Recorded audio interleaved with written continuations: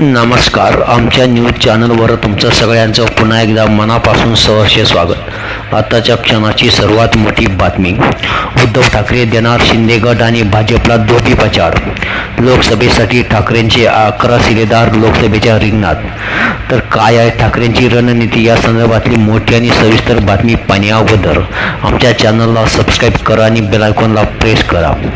शिवसेनेत मोठी फूट पडल्यानंतर आता माजी मुख्यमंत्री उद्धव ठाकरे यांनी स्वतः मैदानात उतरून पक्ष संघटना बळकट करण्याचा चंग बांधला आहे. आगामी लोकसभा निवडणुकीच्या पार्श्वभूमीवर ठाकरेंनी अलीकडेच सिंधुदुर्ग आणि रत्नागिरी दौरा केला. त्यानंतर मुंबई आणि मराठवाड्याचा दौरा नियोजित आहे. गद्दारांना निवडणुकीत कशाही पद्धतीने हरवायचं असं सांगत ठाकरे आता महाराष्ट्रभर फिरू लागले आहेत.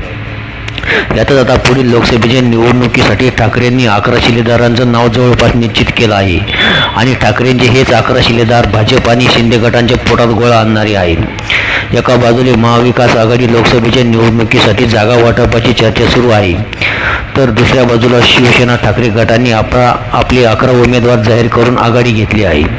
यामध्ये भाऊसाहेब वागचौरे, नरेंद्र खेडेकर, संजय दीना पाटील, अनंत गीते, विनायक राऊत, अरविंद सावंत, अमोल कीर्तीकर, चंद्रकांत खरे, ओमराजे निंबाळकर, संजय जाधव आणि राजन विचारे यांची उमेदवारी पक्की मानली जात आहे.